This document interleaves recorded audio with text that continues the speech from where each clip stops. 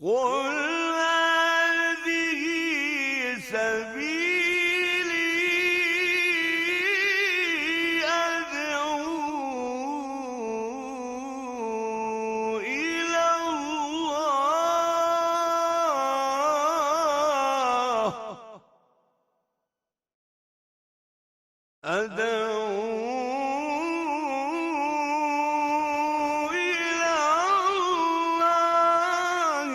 على بصيرة أنا ومن اتبعني وسبحان الله وما أنا من المشركين. بسم الله الرحمن الرحيم. إن الحمد لله نحمده ونستعينه ونستهديه ونستغفره ونعوذ بالله من شرور أنفسنا ومن سيئات أعمالنا.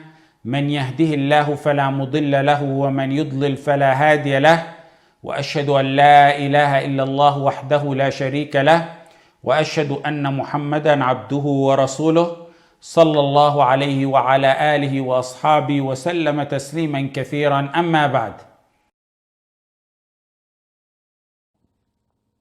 So far we took, number one, for your outline, a brief introduction.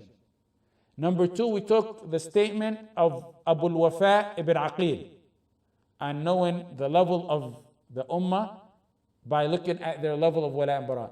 Number three, we took a brief reply of those who shed in their aqidah and then they claim they're like a Shafi'i. Number four, we took the danger of playing games with Islamic terminology. And that's a canon aimed at wala and bara. Wala and bara protects the overall terminology of Islam in general. And wala and bara is to protect the real meanings in terms of matters that pertain specifically to wala and bara. So it's a general and specific matter. Now, point number 5 is I'm going to give you a very simple and easy way to understand and never forget the categories of wala and bara. You have to know them all. Some pick and choose, and that's why they go astray in this matter. The number one, Tawalli. The scholars refer to it as Tawalli. Tawalli is the kufr category, the one that takes one, wal-'iyadhu billah, out of Islam. This is what's meant in many proof on this, but the main proof, or one of the main proof, is وَمَنْ يَتَوَلَّهُمْ مِنْكُمْ فَإِنَّهُ مِنْهُمْ in Surah Al-Ma'idah. If anyone amongst you takes them as awliya, then he is one of them. One must be free and immune from the enemies of Allah and that which they worship besides Allah. In Hudayfa ibn al-Yaman, we told you last week who Hudayfa ibn al-Yaman was. He said, لِيَتَّقِي أَنْ يَكُونَ أَحَدُكُمْ يَهُودِيًّا أَوْ نَصْرَانِيًّا وَهُوَ لَا يَشْعُرُ ثم قرأ وَمَنْ يَتَوَلَّهُمْ مِنْكُمْ فَإِنَّهُ مِنْهُمْ. He said, I warn you.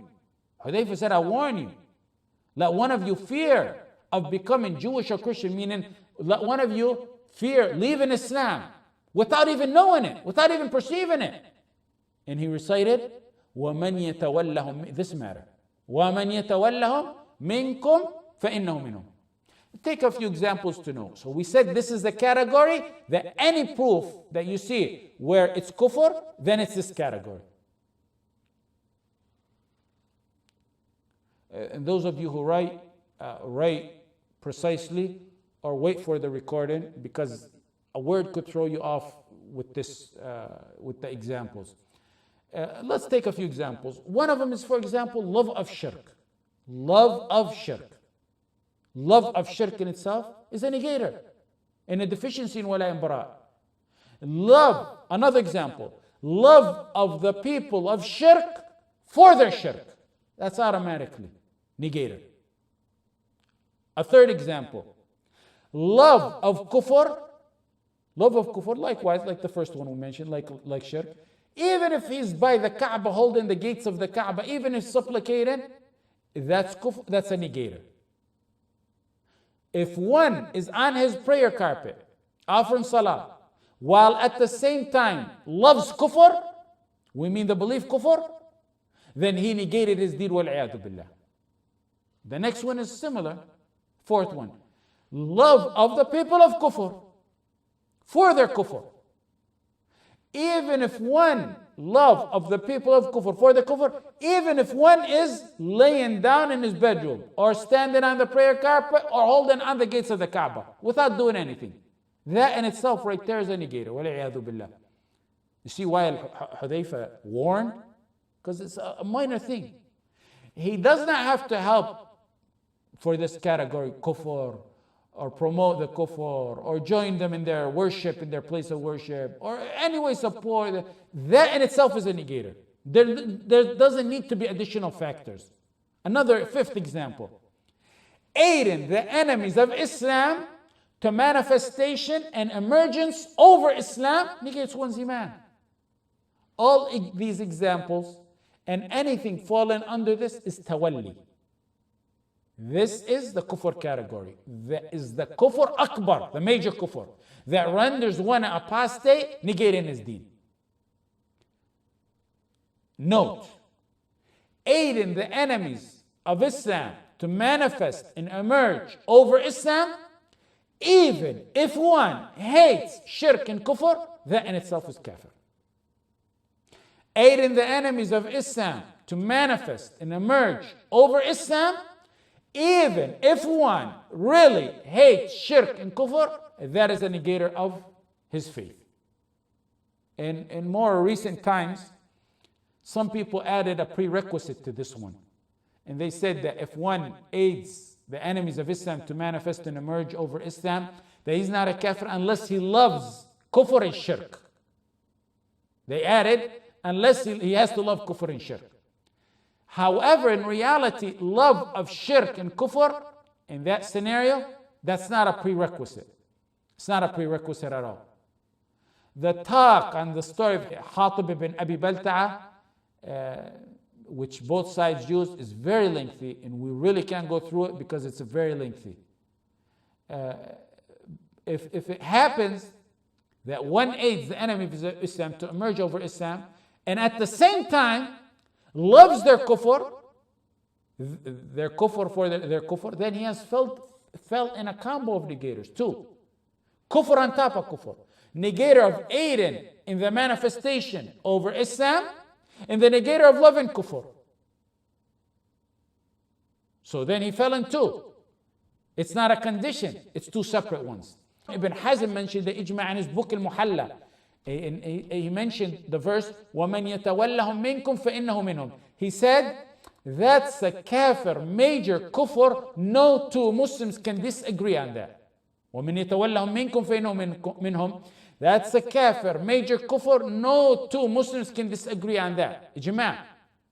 Note here that we mentioned ijma'. Ijma' is proof. But not only is it proof, but it's decisive proof. It's one of the three pillars of proof: Quran, Sunnah, Ijma'. Ijma' means consensus. And it's a clear, solid statement to prove a matter. That means they agreed on it. Shaykhani in his book Irshad al-Fuhul, this is more of a usoor thing, or more of a book structure thing. Shaykhani and Imam al-Haramain and the author of Minhaj, they used to have the opinion, or possibly not the opinion, but when they wrote, they would mention ijma' before the verse in the sunnah. They should, and the ulama made consensus, and they would, some of them actually had statements that they do that. Why? Because Quran and sunnah, the proof may have ta'wil, it may be abrogated. We said some people can go read a book from Sahih Bukhari and think it's proof and throw it at an alim, and the alim tell them that's abrogated. That's the meaning is not like you see it. It has a different meaning. In the verses of the Quran and the Sunnah and the Hadith, they're like that. But that's not how ijma' is. Ijma' is a clear statement, solid statement, firm and to the point. Their consensus on this matter. And that's why they chose to mention that before. You need to know that if you read books, and many of you have started reading books, to see why they mentioned that. As it pertains to our class, there's a solid ijma' on this matter. The matter of the kufr of the one who does tawalli. That's of course in addition to the proofs of the Quran, in the ayat, in the hadith.